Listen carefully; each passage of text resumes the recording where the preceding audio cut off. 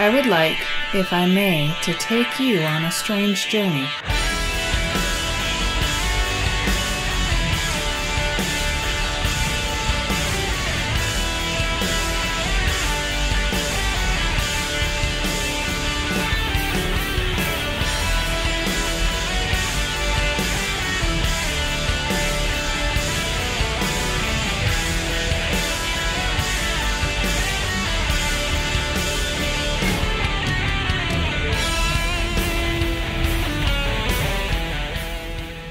Welcome to 9sense. 9sense is a satanic perspective of our modern world, and I'm your host, Adam Campbell. Today I'm being joined by the lovely Jessie from I Dream of Jessie. How are you, my dear? Doing wonderful. Sweet. Yeah. And I'm even recording, so that makes it even more wonderful. Yes. Yes. It's strange, because after so damn long of doing this podcast, shit like that still happens. So everyone by now has heard, obviously, with this episode's beginning, the intro music we teased last week. So I hope you're all getting on board with this. It's a lot of fun. It's a really great tune. Okay, so let's talk about the show this week quickly here, and then we'll dive into it after a little bit of back and forth. We're going to bring a oldie but goodie, the Devil's Advocate, back here in this episode. And we're going to be talking about the 9th Satanic Sin. Yeah, see, we've talked about a lot, not quite all yet, I don't think, of these satanic statements. And we've covered one of the satanic sins in detail before. I figure why not go back to the sinning? Because after all, I mean, isn't that kind of what we're all about? Even if it is our own sins, it's fun to talk about it. And then, of course, Jessie is joining us for I Dream of Jessie episode 21. What is this one called? Behavior and Identity. Nice. Yeah. Okay. And is this going to be a live presentation? It is. Holy shit. Yes. All right. Looking forward to that. And we're going to close this episode out with a pre-recorded creature feature. I spoke with Marilyn Mansfield about her company, Gaga, Nursery, and the Unborn creations after I had commissioned a piece from her Unborn creations. So we'll give that to you at the tail end. It's a really good interview. It runs about 20 or so minutes, and it's interesting. It's interesting to see someone go from never having done anything of the sort, just collect dolls, to completely designing and customizing and selling her own. It's different in my experience, so pretty cool.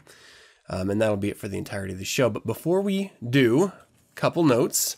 Happy New Year, Jessie. Hey, happy year L. Yay, L. So just in case you don't catch every one of our episodes, year L I announced last year, and if you've ever studied any Roman numerals, it's 50. So this is year 50 in the Church of Satan, the Age of Fire, as Anton LaVey put it. Technically, if we want to be nerdy about it, it's year 49. But the way the numerical system works out, year 0 was actually year 1, so we're at 50 right now. So a lot of good things are happening this year and next year to commemorate the 50 fucking years as a brand new, completely original, and wildly relevant religion as created by Anton LaVey. So looking forward to this year coming.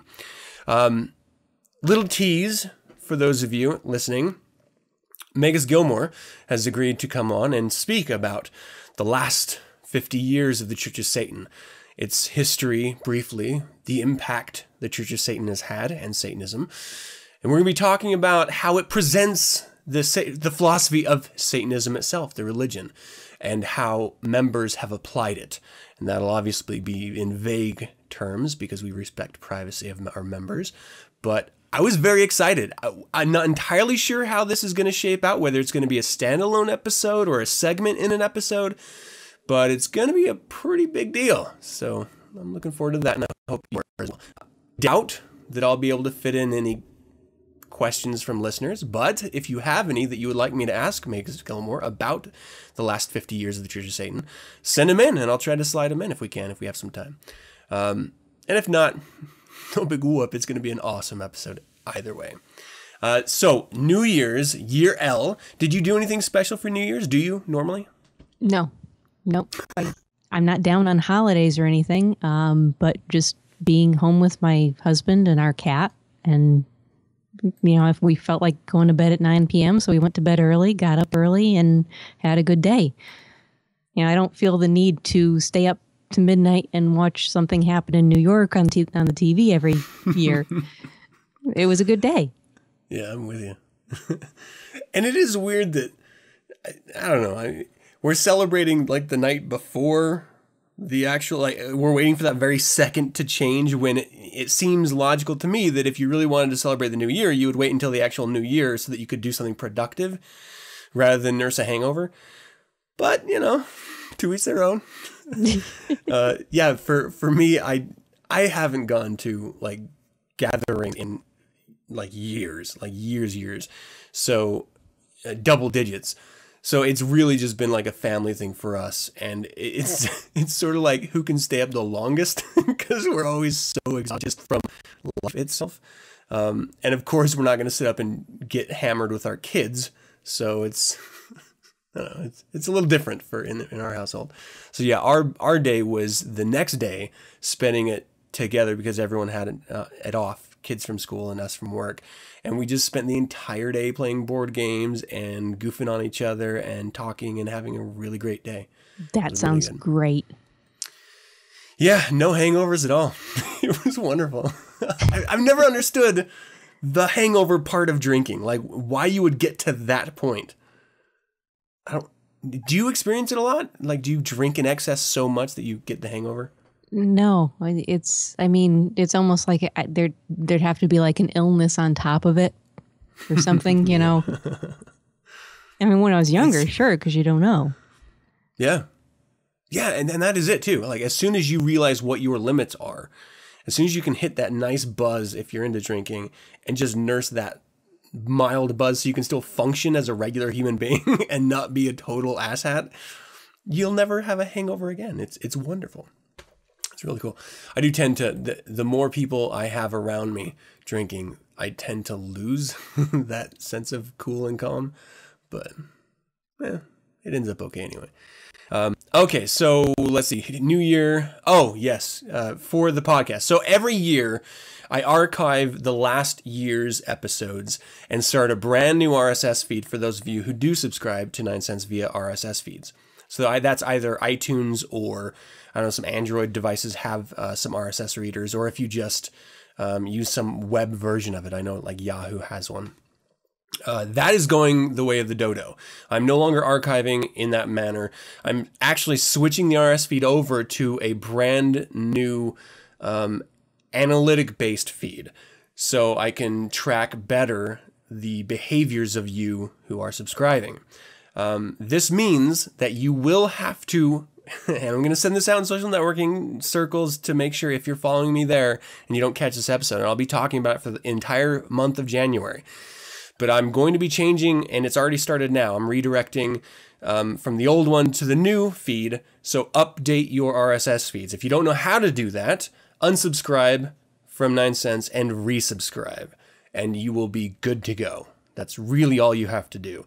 If you get to a point where you notice that you're not getting updated episodes, then you need to always just unsubscribe and resubscribe. Whether it's from iTunes or any other RSS reader that you use to get podcasts from.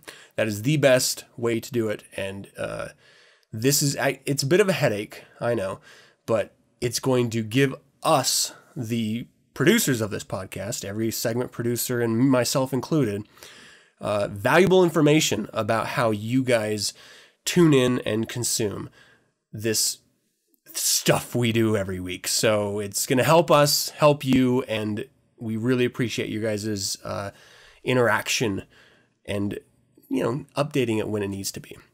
Also, new images and stuff. But like I was mentioning, for archiving the episodes, I'm actually going to be tacking on every single episode of 9sense since 2011, episode 1, onto this new RSS feed. So you will no longer have to go to the archive section of the website unless you want to. You can still do that. but you can get it all from this one RSS feed. I didn't do that originally because I wanted to keep everything fresh, but I've gotten enough people asking me, how do I get old episodes? I don't want to stream it, or I have problems streaming it from the website. How can I get that content? Well, this is going to be the way to do it, and it's probably going to end up being a lot easier for everyone involved. So look forward to that. Again, I'm going to be running this same mantra throughout January, and then in February, I'm cutting the old one off completely. So make sure you update your information. All right. And then last but not least, there have been a ton of additions of content in the form of essays and interviews and fiction for the churchofsatan.com website.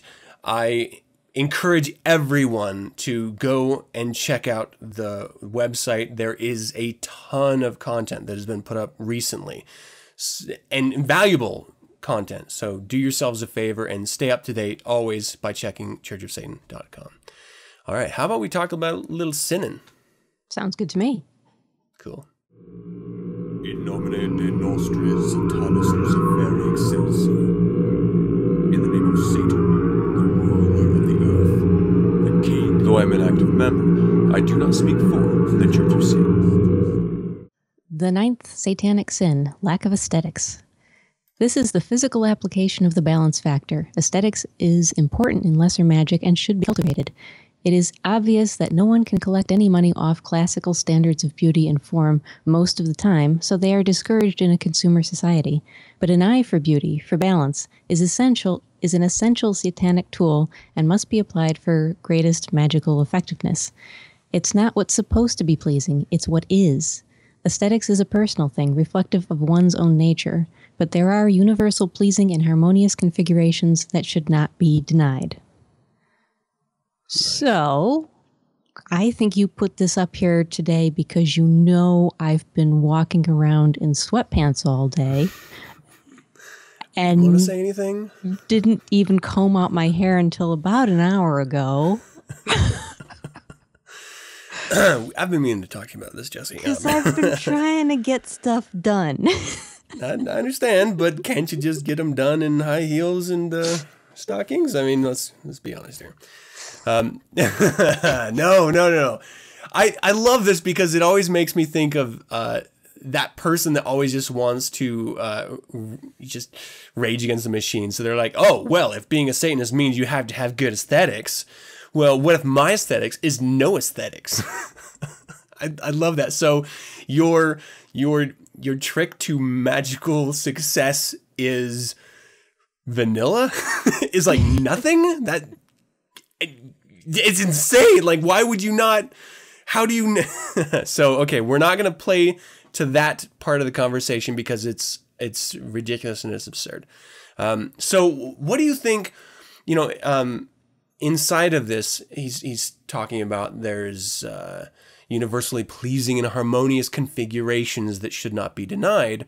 And then just before that, he's saying that balance is essential, an eye for beauty, and classical standards aren't always the way to go. So what do you think is maybe one or two of those pleasing, harmonious configurations he's speaking to in this? Well, there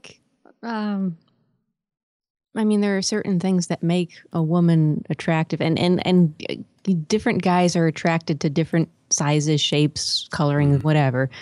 But there are things that are common enough that, it's like, if a witch wants to create a checklist for herself, and okay, I've nailed the waist to hip ratio, and I've nailed the long hair, and I've nailed the dark coloring around my eyes and red lips.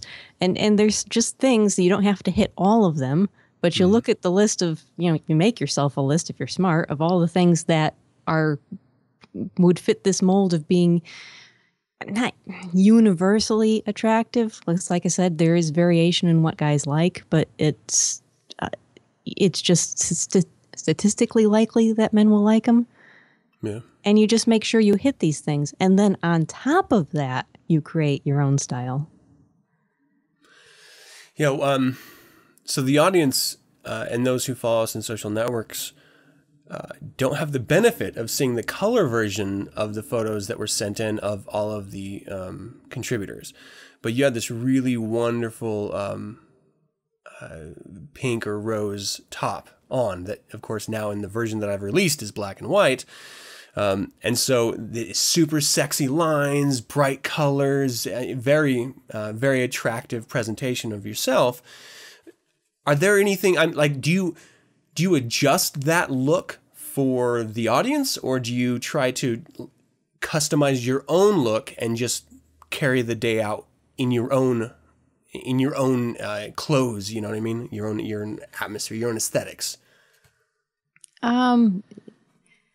It is context dependent. Yeah. Obviously, I mean, there would be things I would wear out to, going out to dinner with friends that I wouldn't wear into the office, but that that's true of anybody. Yeah, I mean, I would look ridiculous if I tried to pull off like a total bombshell look. It just wouldn't work for me. Mm. I also would look ridiculous if I tried to look in any way butch. It just wouldn't work for me. I would love to see it try, though. Me dressed as a dominatrix, you would laugh your ass off. It just wouldn't work for me. I don't know. I got some images from that. I don't know. There is a, it's kind of just a soft, understated feminine look I have, I guess. I think it's an interesting note to put out there, because rather than, we see this a lot in youth, where we aren't aware of what truly works as far as fashion for us individually, and we try what's popular, we try what's been popular, or what we think will be popular, or what maybe it's just what our mom buys us and we just put it on. But you go through this really awkward phase traditionally where you try to be something other than what is natural to you and to your body and to your look. It traditionally ends up being a horrible period of your life visually, because you look back and sort of cringe at, I tried to do that for so long. I tried to pull off that style and it just didn't work. So we do have to truly work within, and I think this is part of what you're speaking to, Jessie. We have to work within what the bounds of our build and our complexion and our demeanor. But within those bounds, we can stretch a bit. So we can push out. So, not everyone's going to be able to pull off your traditional 1997 goth look, nor should they want to be honest. And not everyone's going to be able to pull off the 1940s damsel in a noir film look, though I wish everyone would be able to. Just my personal taste. And so you always have to find, obviously your personal aesthetics, what you are connected with, because a lot of people, when they think of fashion, and please correct me if you see it differently, they think of a time in human history that reflects that fashion, rather than a runway model or, the lady down the street. You traditionally think of it in terms of eras, right? Well, I think when most people think of fashion, they think of whatever's current, which might not be pleasing at all. Yeah, that's interesting. And it might be the difference between, the way that we would think, because we try to cultivate our appearance, versus what, your average person does. Because I do very much think of fashion in terms of time. You know what I mean? Like, when I think, look at those pants, those look like 1970s pants or 1950s or, like that. Yeah. I mean, there's that too. And with that, you have to kind of keep in mind, okay, if from the perspective of a witch, if the guy you're targeting, if, he was hitting puberty in the 80s, then it's either going to be like the 70s or the 80s, whatever was in the porn magazines at that time. That's what he was looking at, grabbed his older brother's porn magazines from under the bed or something like that. Or his dad's. And that, whatever. And those would be the images that he kind of, hit puberty on, hit that crystallization on. So to sort of incorporate a bit of that look, even if you're wearing modern clothes, I don't know. Does that make sense? Yeah, no, absolutely. So, I mean, we're talking about owning your personal aesthetics based on your own individual body type. So obviously the Satanic Witch is going to help you in this if it's not something that you naturally know already. I would say the first half of the Satanic Witch is purely about this. So you really should, even if you're a guy, you really should be looking into it and learning what you can from it. Read it over and over again if you have to. And actually 9sense and the lovely female contributors of 9sense talked about this in an episode last year. So look up that if you didn't tune in and catch it. It's really, really worthwhile. But the whole point of this sin is the lack of aesthetics, okay? So rather than building up and customizing and truly owning, obviously the point of doing that is so you can be successful in lesser magic. So what are the downsides? Why is this a sin, not having figured out your personal aesthetics yet? Okay, well, there's, the way I see it, there's like, there's the 1-2 punch of aesthetics. There's the first punch that gets people to turn their heads and actually notice you. Mm-hmm. And then there's the second one that keeps them looking. And you got to have both. You can't just be somebody who's great to look at. There's got to be something about you that makes them stop and look in order to be able to see the second part. So, I mean, if you're not paying attention and you just kind of blend into the crowd, no matter how good you look, nobody's going to notice you. Because you're missing that first, whack 'em in the head punch. Mm. So, you're just missing out on opportunities. Yeah, I mean, one of the major components, as I see it, of Satanism, and what separates Satanism from any atheistic or atheistic philosophy, is that we do take control. We don't just say there is nothing and hence I'm just going to do my own thing.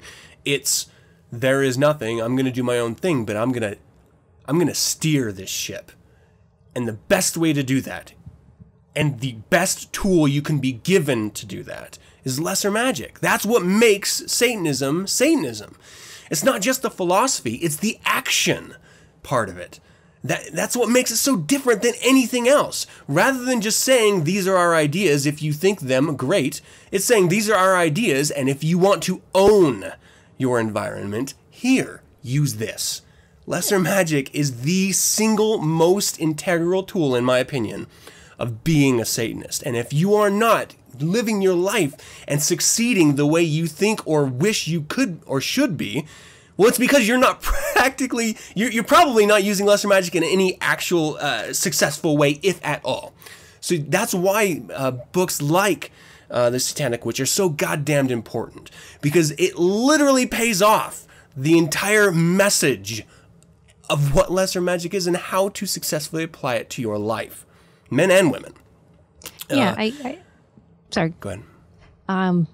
If you think about what people get paid, generally speaking, managers get paid more than people doing the grunt work, than actually getting shit done, And the reason for that is because somebody who can get things done through other people is able to get more done.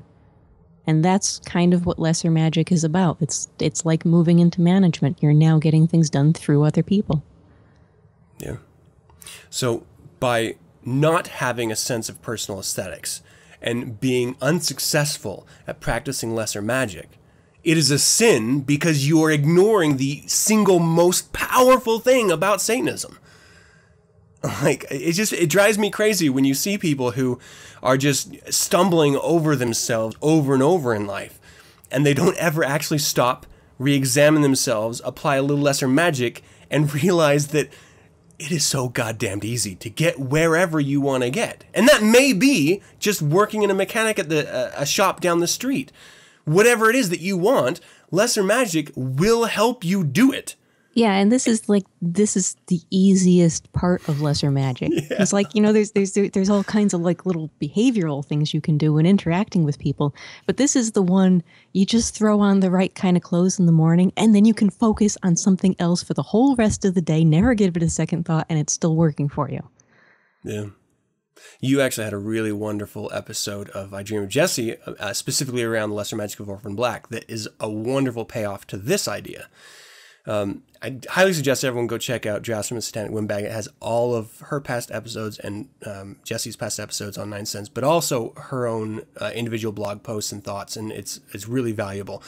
But that connects beautifully into this, and this is why I asked you earlier on whether you just had a sense of personal aesthetics that you wore every day, or whether you tailored them, and you said rightly so, situationally dependent, because if you are trying to get a manager position at a local shop, mechanic shop down the street, you're going to want to appeal to them in the way that they want you to be, rather than maybe the way you naturally are.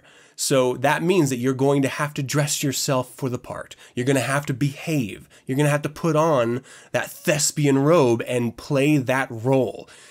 And that's really what lesser magic is all about. It's playing to your audience, not playing for yourself. And that's why it's such a powerful tool. It's not saying we're Satanists and so we just are the way we are and fuck everyone else. With that kind of an attitude, you're never going to get anywhere in life. It's, I am who I am and I'm comfortable with that, but I'm going to play to your hand and I'm going to get you to do what I want you to do, or to give me what I want you to give me. It is using the people around you to get what you want. And that's again, why this is such a sin to not have personal aesthetics. You have to as a Satanist. It is truly one of the defining aspects of Satanism that makes it different, original, and more importantly, powerful. Is there anything else you want to touch on?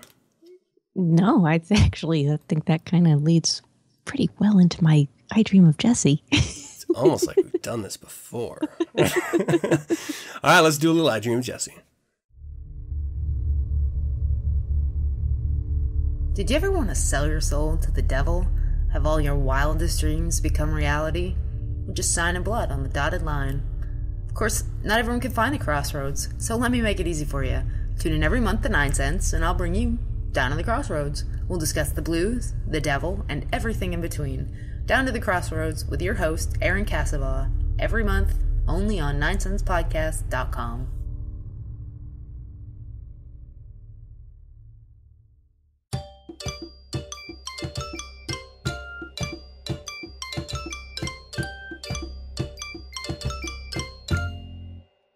Jessie! What do you want?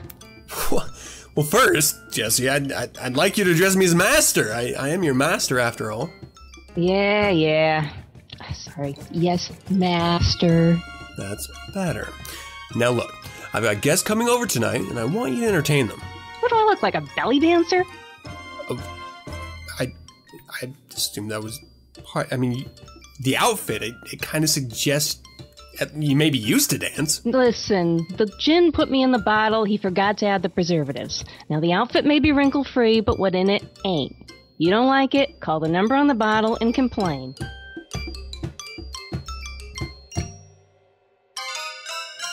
Satan represents undefiled wisdom instead of hypocritical self-deceit. Let's take that apart. A hypocrite is someone who says one thing and does another.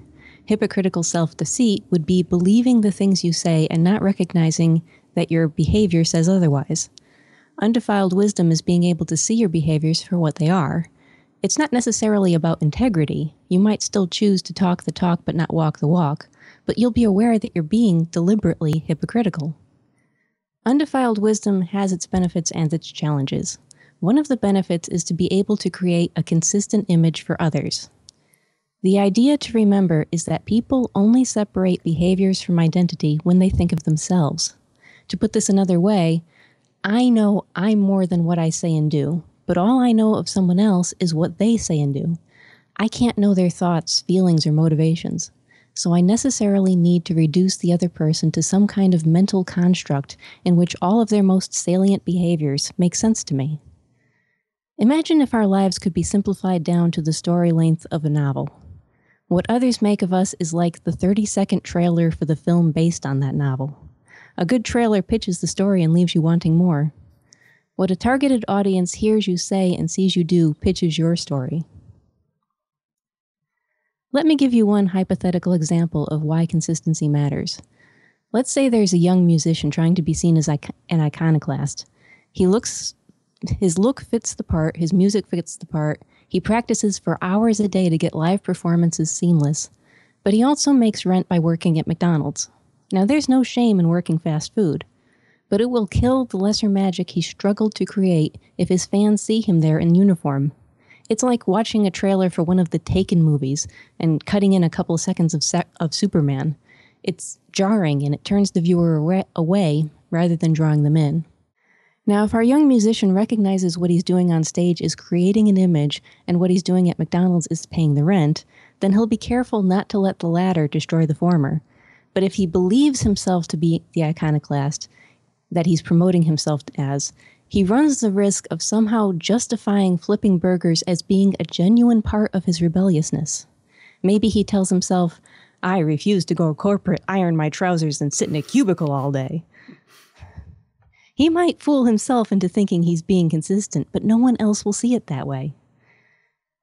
That gets me to another benefit of undefiled wisdom, because while creating a consistent image for others is useful, having a consistent image of ourselves is a sure sign of self-deceit.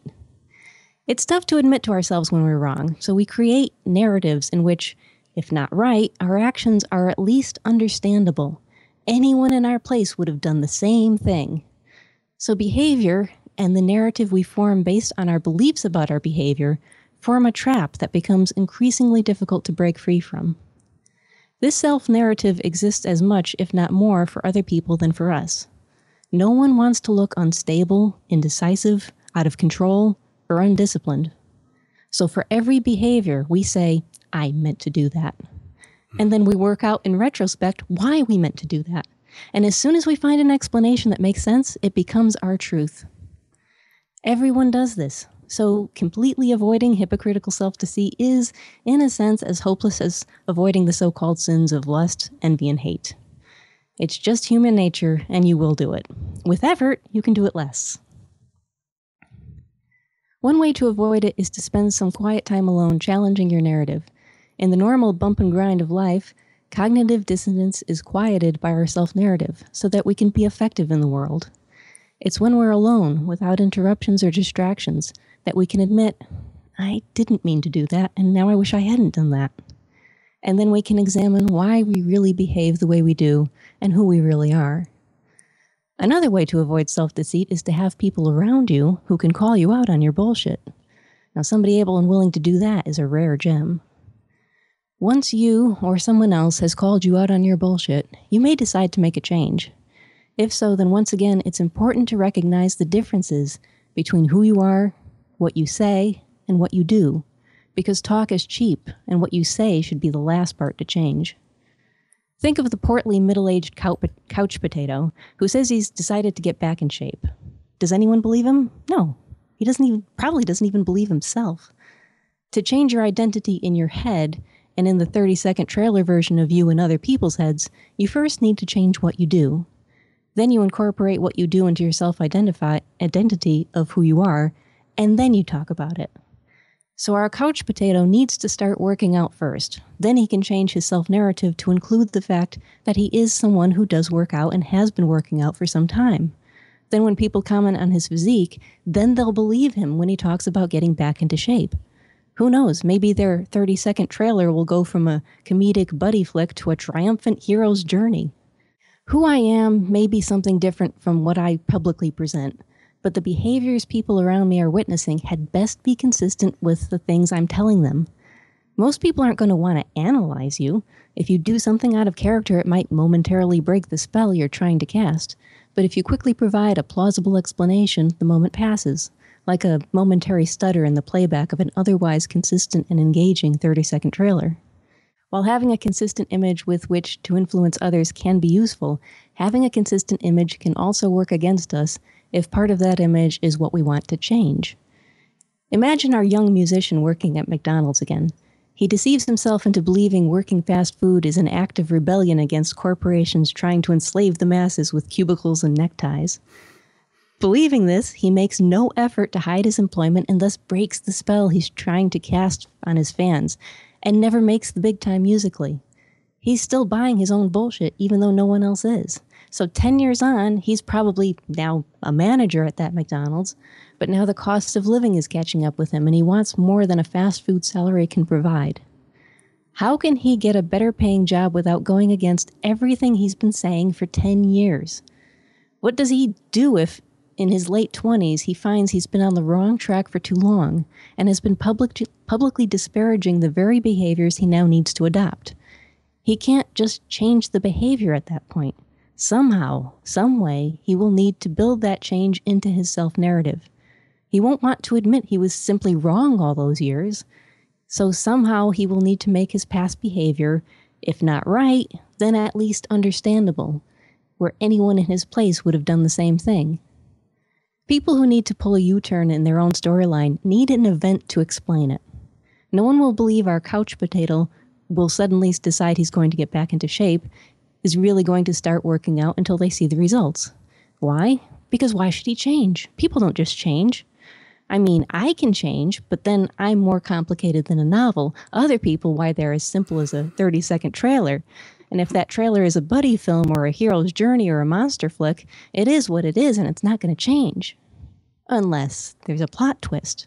Unless there's this totally unexpected event that changes everything. But to pull a U-turn in the story of a person's life, that event has to be something big. It has to make you say, whoa, didn't see that coming. The event has to be big enough to make plausible the impact it has on someone's life. For our couch potato, it could be a heart attack. Now, granted, people have heart attacks all the time, some are mild, and this might not seem like that big of an event. You're correct to think that if that's what you were thinking, but our couch potato, his change to being Mr. Fit and Healthy, isn't that big of a change if his job, his family, and all other hobbies and interests remain consistent. But our musician, ranting about corporate enslavement his entire adult life, he can't just have a heart attack and change his entire tune. He needs a bigger, life-changing event in order to make his U-turn plausible, both to himself and to others. And thus, he finds God. Now seriously, one of my friends did this. She was an adamant atheist punk rocker down on corporate America and the enslavement of the day job, who dealt with the stress of mediocrity by steadily increasing her drug use. Then she found God and transformed her life. She grew her hair out, toned down the makeup, wore nice, respectable clothes, took an office job, kept her car and her apartment clean, and stopped using drugs. Actually, a lot of substance abusers try to use finding God as the event to turn their lives around. AA may not work, but its popularity exists for many reasons. Family members who believe in the power of Christ to compel will give a second chance to drunk relatives who find God and join AA. Now go ahead and roll your eyes, but there's a lesson to be learned here, and it's not, drugs are bad, okay? If you need to drastically change a long-standing consistent image, people will demand a plausible explanation in order to accept the new you. If my friend had simply adopted a neat, drab appearance and taken an office job, my action would have been to scream at her, "You fucking hypocrite!" But instead she found God, and while I may have rolled my eyes at that, I never accused her of hypocrisy. Now, hopefully whatever track you're on isn't so bad that you need a finding Jesus moment to change it. But you might want to keep this lesson in mind. If there are loved ones or employers or other people who need to be convinced of your sincerity, your past behaviors have created a construct in their minds, a 30-second trailer of who you are that does not allow this change in behavior to be real. They don't trust it, and the sudden inconsistency is off-putting. But if the change of behavior comes with a plausible explanation, they will buy it and they will be rooting for you to succeed. Now, if you need to make a big change and you fabricate an explanation, just don't start buying it yourself. Satan represents undefiled wisdom instead of hypocritical self-deceit. And while no one wants to look unstable, indecisive, out of control, or undisciplined, we all have these qualities in us. Fake consistency for others, but try not to fool yourself. Sorry, I had Thank to clap. Beautiful. Absolutely beautiful.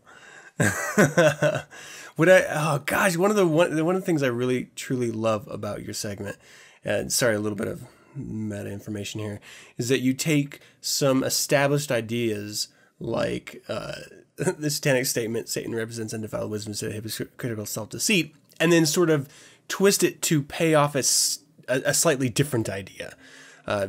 Completely fantastic. I couldn't help but think while you were giving your episode how this is so goddamn relevant in like everything I do. Like everything I do.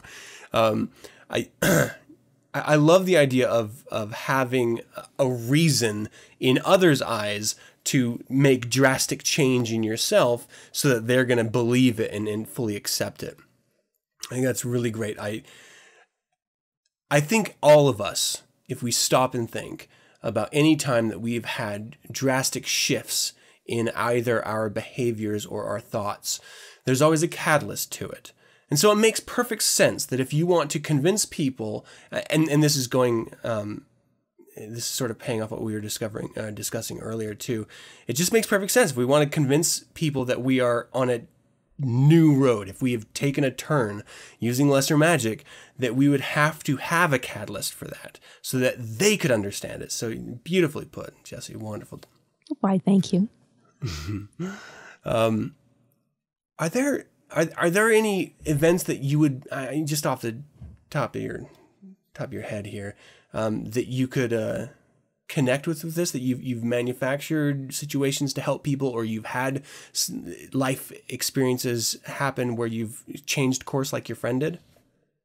Yeah, I mean, I've used, when I wanted to kind of like get more control over some financial situations, I've used things like, we bought a house a year ago and we're finding ourselves behind on the bills, which we weren't, but it would make sense that somebody who just bought a house a year ago would suddenly be finding themselves behind the bills. And so people believed it. So if I backed off commitments on things, nobody took it personally. Nice. Yeah, that one came to mind off the top of my head. But, recently at work, I took a promotion, which made it perfectly reasonable for me to not stop talking to some of the people at work, but to stop some of the kind of idle chit-chat. Mm-hmm. Yeah. Because it would be setting a bad example. And not that I, started yelling at them, oh, you shouldn't be doing this thing that I used to be doing, but just the fact that as soon as I kind of got dragged into it unintentionally, because it's like there were people I needed to train with, and therefore I needed to have a relationship with them. And then it kind of developed into these, these guys are kind of slackers and they spend a lot of time chatting, and I'm just there to try to learn something, but now I'm involved in this chatting. So it really worked out well for me to say, oh, okay, I'm in management now, I can't do that anymore. And nobody took offense to it. So yeah, I mean, you just look for these, anytime there's a change, think, how can I use this to my advantage? I love how you say we all have these qualities in us of hypocritical self-deceit, or out of control, or undisciplined behavior, indecisiveness, being unstable. And it's true. And I find this a lot, specifically in Satanists, because I'm a Satanist and I speak to a lot of Satanists, where we can easily fall into that trap of saying, no, I'm not lying to myself in any way. I'm ultimate creation of man. I am a Satanist. I am my own God. Therefore, everything I do is deliberate.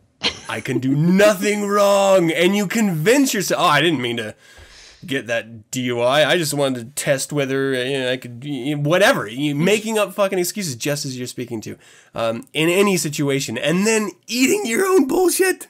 Da fuck. That is the worst. That is one of the really truly wonderful aspects for me of Satanism was forcing myself to take an honest evaluation of my behaviors, how I presented myself, how I felt about myself, and then doing what I needed to do to adjust any negative or behaviors that had discord with what I was looking to attain or achieve or be as an individual. And I think that's just truly a wonderful way to put it, is that we're human beings. There's no two ways about it. We're going to fall on our face, we're going to make up shit, and sometimes we're going to buy into it or live our lives believing every little thing. However, as a Satanist, we're given tools to try to take a step back, examine it, and just as Jessie is saying here, truly work through some of our own poorer qualities and turn them, if not for other people in goals or things you want to achieve, then just for yourself and adjust them. And that was a truly wonderful episode, Jessie. Thank you very much. All right, Jessie, how can the good people listening find a little bit more about you? I am on Twitter as @DamnedLucky. I have a blog, which is drafts from a satanic windbag .wordpress.com. They can email me, idojesse@gmail.com, and I'm on Facebook as Jessie Twain. Sweet. Definitely check out Jessie online. Tons and tons of really valuable content, specifically on the blog, but connect with her everywhere else too, because she's such a wonderful woman. All right, let's do a little creature feature. And now, ladies and gentlemen, the creature feature.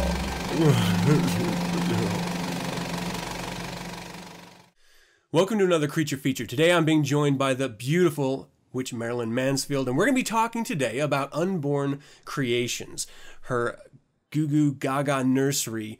I don't know, is it a branch of that, Marilyn? Yes, it is a branch. It is the horror line of Reverend dolls that, that's my company is Gaga Nursery.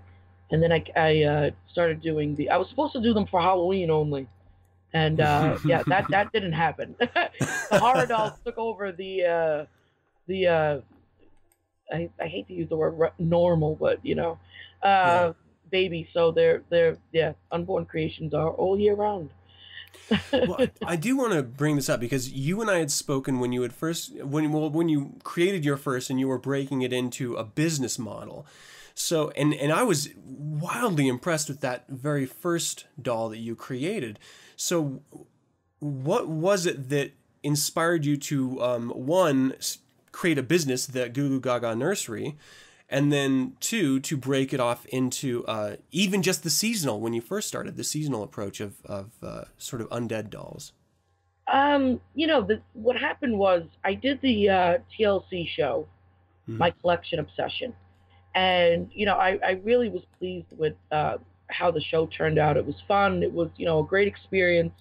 And I thought to myself, well, what am I going to do from here? Am I just going to, be known as, a collector, or, should I, try and start making dolls? I did not think I could do it. I really did not think, because I can't draw anything. I can't draw a stick figure, So I was like, well, I'll just, start out very small. I mean, small meaning I had 2 brushes and 3 paints, Wow. Yeah. And I went, and that doll that I had showed you, I just went out, to like Toys R Us and bought that doll and just try to, paint it.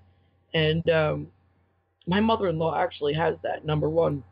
Oh, nice. But, and then as I did it, I found I was, pretty good at it.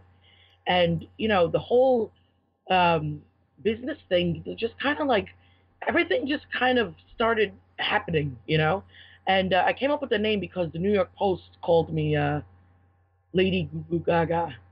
So I was like, as a tribute, that was the first thing that really, in the media, that was the first, the press that really, took off.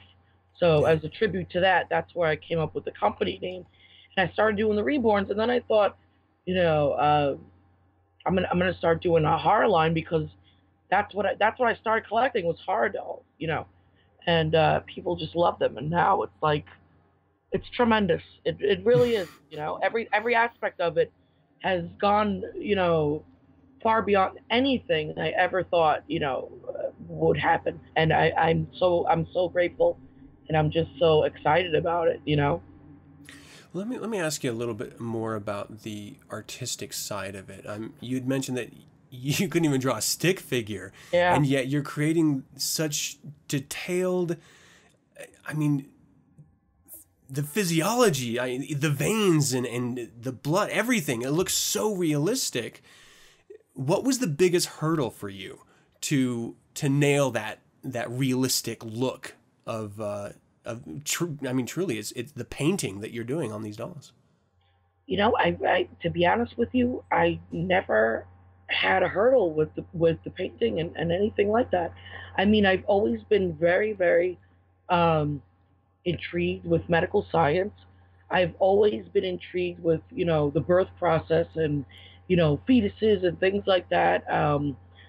You know, and I think, you know, maybe my background with cosmetology helped me along. But, Yeah. you know, it's just like I literally, for many of the dolls, I literally sat down. It was my first attempt and it came out great. Like that's, you know, I'm self-taught, you know, and I just look at photos of, you know, babies and zombies and, you know, just figuring out it has to make sense medically, you know, and scientifically for me. Yeah. And somehow it just works out. I mean, it's, I don't, and now I'm getting into the sculpting, which, you know, I mean, most everything I sculpted has been with just my two hands.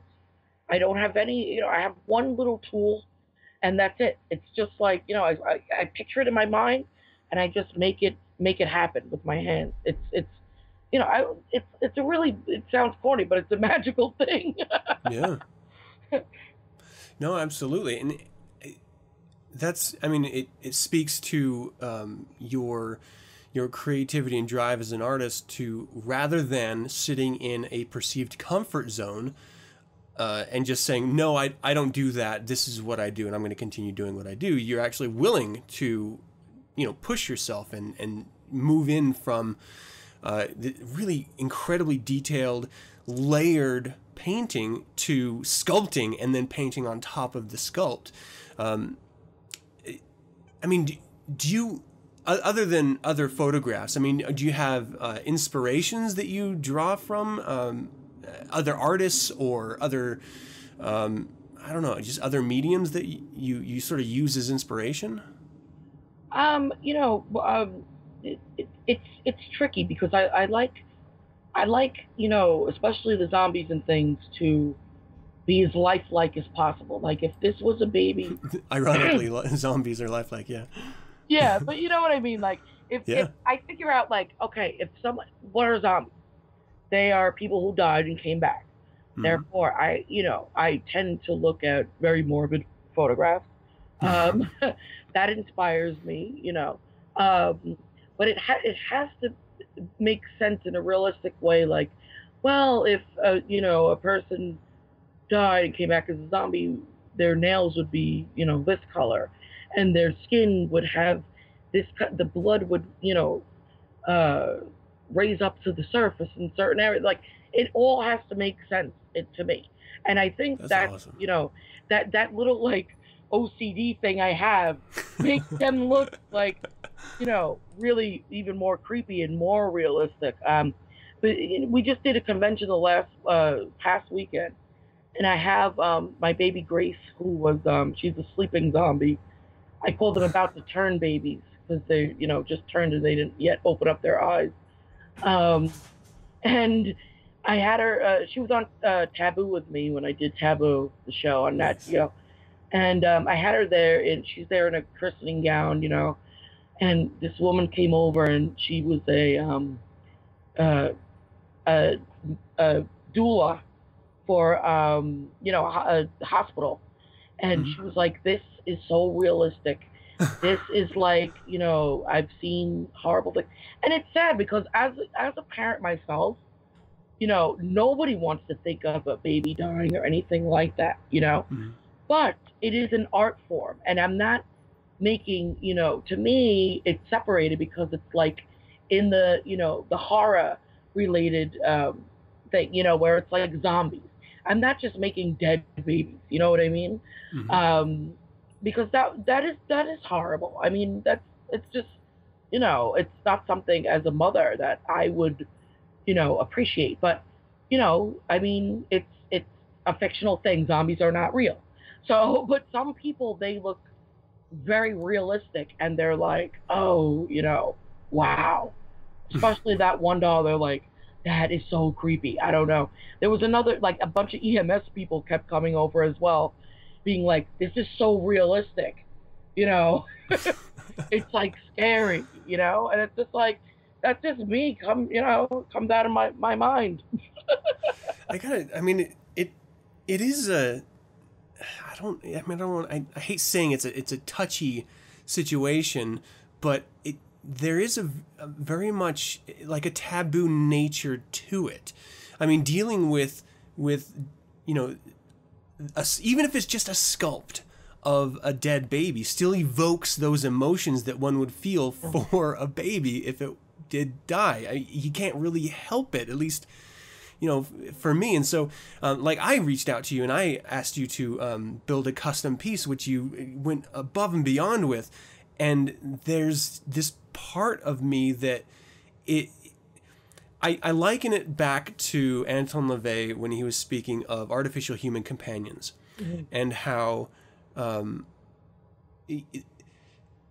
you can, if you want to have something, a piece of life with you that you just don't, then you can fill that gap with artificial human companions. So what I see you're doing, I very much liken to just filling that void that people need. And sometimes it's enough just to see it as a sculpture or a piece of art, or even just a display piece. But very much for me, when I asked you to do it, it was filling up a hole that my wife and I had, in our relationship. And so it is very much a really sensitive, a really delicate subject to bring up, but it's such a goddamn powerful thing. Did you ever imagine going into this that you would be reaching out on these really primal levels of people's emotions with this expression of art? I really didn't. I thought, okay, I'm going to make a few dolls and hopefully they'll sell. But as like what you just said, so many of my clients have the dolls for a reason, and and when they confide in me in that, I keep it with me, and I know when I'm working on the doll that I'm gonna put the extra care into it. And I mean, I have people who can have children, and they ordered a doll for me, and that's their child, symbolically, and that's fine. I have people that have lost a child. I have people, write to me all the time, and I tend to be very sympathetic and emotional as it is, so it's always very touching, and it's always a special thing for me, and I make sure that they're totally happy, and I give them little gifts for them, and I'm glad to be a part of their process of whatever it is they need to fill. You get what I'm saying?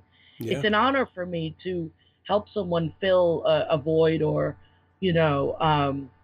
help them heal in some way. It is. And I think that the dolls, I'm an advocate for the dolls for therapeutic reasons, so for me, it's become so much more than just making dolls and selling them as collectibles, and I mean, it's great. It's really great. Wow. Well, let's move to a little bit lighter subject here. I mean, when you started making these, it was very much your traditional baby that you were creating. And at this point, are you making more of your Unborn, or are you making more of the traditional Goo Goo Gaga versions of your babies? At this point, it definitely the unborn creations are taking over. I think that with things like The Walking Dead, and things like zombies and gore and stuff like that becoming mainstream, shocking in itself, really has, paved the way for people to say, oh, well, it's okay if I have a zombie baby because, they're on TV. And where before, I had these creepy dolls and people thought I was nuts. But, even like the vampire babies and demon babies, it's all in the film today and everything. And, obviously zombie babies, vampire babies, and demon babies do not exist. So, and if people want, it's a fantasy to have, a baby like this, then I'm gonna make it for them. That's awesome. So, have you ever done a super traditional, cutesy, all in pink sort of bows and everything baby? Or has it always been like a real lifelike stuff? No, I've done little like cutesy little character dolls for people like made to look like them kind of, but they're like really like fun and cute. But most people are after the realism. They go down to like the weight down to the ounce, like a scratch here on the left cheek. It's like very, very particular specifications the clients, wow. want and things. But, the thing is that there's a lot of reborn artists out there. There are not a lot of horror reborn doll artists. And if there are, they are not, a lot of them, I don't know, from what I've seen, they don't go, some do, some don't. Some are afraid to cross the line and make them too gory, too creepy, too realistic, too much. I cross that line. And, a lot of times I question it and I say to Zolf, like, do you think this one's a little too much? And he's like, it looks amazing. No. And, I know it's not for everyone's taste, and I know I'm risking, upsetting someone or whatever, but it's a doll. It's a doll, Yeah. And to me, it's special effects. I met Greg Nicotero this past weekend, who is a master special effects artist, and he said my work was fantastic. He told me, keep doing what you're doing, And it's like, that kind of reinforcement is like, if it upsets a couple of people, if they can't open up their eyes, to that it's an art form, then, I don't know what to tell them, So yeah. It's, wow. I got to go with it, Yeah, for sure. Well, and what I really appreciate about what you're capable of is that if the client doesn't like the Unborn Creations horror art version, you're still completely capable and quite skilled at creating a traditional, baby for them if that's what they want. So, yeah. Being able to go back and forth and, go and stretch out to even, some other fringe areas, I think is really fantastic. And that you're not afraid to push out and test those boundaries and then go past them based on what the client would want, I think is really amazing. Well, let's sort of wind down this discussion as we're talking about this. 2014 had to have been a huge year for you. How many conventions did you attend in 2014? I do as many as I can. It's a lot of work, and it's an expense. So, I do Chilla Theater, and I've been doing Chilla Theater, which is it's a horror convention in Parsippany, New Jersey. And I do the October one. And last year we did it. We did very well. This year people came looking for me. And I think I brought 7 dolls and I sold 6 of them. Whoa. So, yeah, That's awesome. people are, they come this woman bought one last year. She came back and bought 2 more, and that's what I wanted, I wanted, as a collector, I used to run to the artists who had the dolls. Now people run over to me, which is, it's, and I am so grateful for each person that adopts a doll from me, because I put so much into each and every one, and I always say, like, when I die, I want everyone to have my doll, So, I mean, it's a lot of work, but it is a very rewarding experience. It's a lot of talking and explaining there. No one ever complains to me, either online or to my face, about the dolls. They might say they're creepy, but they're amazing. You know what I mean? Yeah. Nobody ever says, oh, I don't like them at all, period. No one ever says that. They might say, oh, it's not for me, but I think it's amazing, that sort of thing. We just did Walker Stalker Con last weekend, which was a new convention. Well, not really new, but new to New York and New Jersey. And it's a convention dedicated to zombies and The Walking Dead. We were in the same room with most of the cast from The Walking Dead. And Norman Reedus, I got to talk with Norman Reedus. And I made a baby Daryl, number 2, because he has number 1. I met him back in April, and he fell in love with the little Daryl Dixon doll I did. That, he wanted it, so I gave it to him, and he's been tweeting it and Instagramming it and everything. So that's awesome. Yeah, he was really impressed with it, and people were taking pictures with him, and it's overwhelming. Our booth was so crowded, it's overwhelming, but it's so wonderful. Everyone really has such nice compliments, and that you can't beat the networking, So we keep busy, and now I have accessories to go with the dolls, and whatever my mind can come up with, I'm putting it out there, Wow. Yeah, no, that's great. Well, when you're prepping for these conventions, is this something where you're trying to make a number of dolls for the convention, or like every year, do you have sort of a quota for yourself that you say, in addition to the commissioned work, I'm going to create this many this year? How's that work? Well, what usually happens is, when I have a convention planned, I will make show babies, So weeks leading up to the event, I make a bunch of dolls, usually about 6, 6 or 7, to bring to the show. But if it keeps up at this rate, I'm gonna have to bring more, which is great, because like the last show I brought 4, because what happened was, in October, at the end of October, I did the show, and I sold out of the dolls, so I had to start all over, and it's time consuming. So I was only able to get 4 for the first week of December, and a girl came to get one, and we had already sold out, and she was really upset, and I got upset. I felt terrible, but there's nothing I can do. They're all just whatever I have.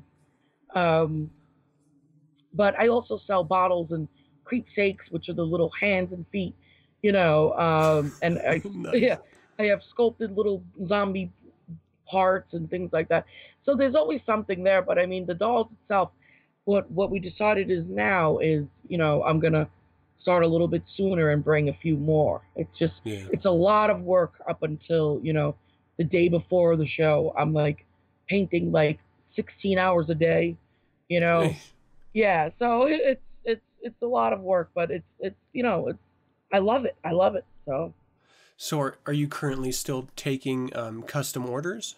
Oh yeah, I'm taking custom orders for January. So, if you want to get an order in, more than welcome. Well, how can people reach out to you? I have a site. It's MarilynMansfield.com. All my links are on there. Most people contact me through my Facebook fan page, but all my emails and everything are all on my site. So, you could find me everywhere. Yeah. Well, I definitely suggest everyone going on Facebook and checking out the work, and go to the website as well. You really are a very, very talented woman, Marilyn. I'm quite impressed with your work. Our son is sitting on a mantle for all to see, and every single person who's seen him has been all at once amazed and horrified. And I think that is probably the best compliment a real artist can have. Having their work immediately have a reaction inside of people. That's what people want to, that's what artists strive for. And you've definitely got it. So I'm very impressed with you. Well, it was really wonderful having you, and I wish you the best of luck and a more fulfilling year next year as well. Congratulations on all of your successes. Well deserved. Thank you, and happy holidays and happy new year to you and your family and your little one in the jar. Thank you very much. Well, until we can chat again, hail Satan. Hail Satan. And that's going to do it for another show, people. We hope you enjoyed it, and we would love to hear from you. Visit the website 9sensepodcast.com and send your correspondence to info@9sensepodcast.com. Let us know of any suggestions, critiques, corrections, or general comments you might have. You can visit the SatanNet, Facebook, Google+, Twitter, or MySpace page for 9 Cents and get updated on weekly topics.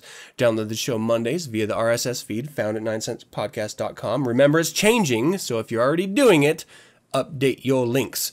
We're also on Last.fm, Stitcher, and YouTube. You can find us there. You can subscribe to 9 Cents via iTunes by searching 9 Cents, and don't forget to leave a rating and or comment. I mention this every week, and there's a reason for it. There's a lot of pseudo podcasts out there. There's a lot of satanic podcasts that just aren't really that great. Harsh, but true. You can actually help other people find valuable content like you're listening to right now. And the best way to do that is sharing our posts, leaving a rating, and giving us your comments. We truly appreciate the time it takes you, and I know it does take time out of your lives, so try to do so if you can. We appreciate it. And if you'd like to learn more about the Church of Satan or Satanism, visit churchofsatan.com. It is literally the only website that is defining and defending Satanism online, and it is the only place to go for true satanic wisdom. Do yourselves a favor. Again, like I mentioned at the top, there's a lot of new content. Go check it out. And remember that the only way that we're going to continue doing this is via your interaction. Tell the segment producers how you feel about them. Email Jessie, like she just gave you all the different ways to contact you. Every single one of the contributors, give them the respect of reaching out and telling them what you think. Good or bad. Bad is actually important because that helps us, though I doubt Jessie will get any of that.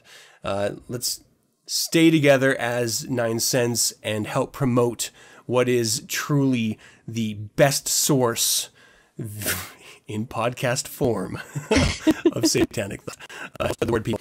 And once again, for Jimmy, and as always, I'm host Adam Campbell, being joined by Jessie. Wonderful. Hail Satan. Hail Satan.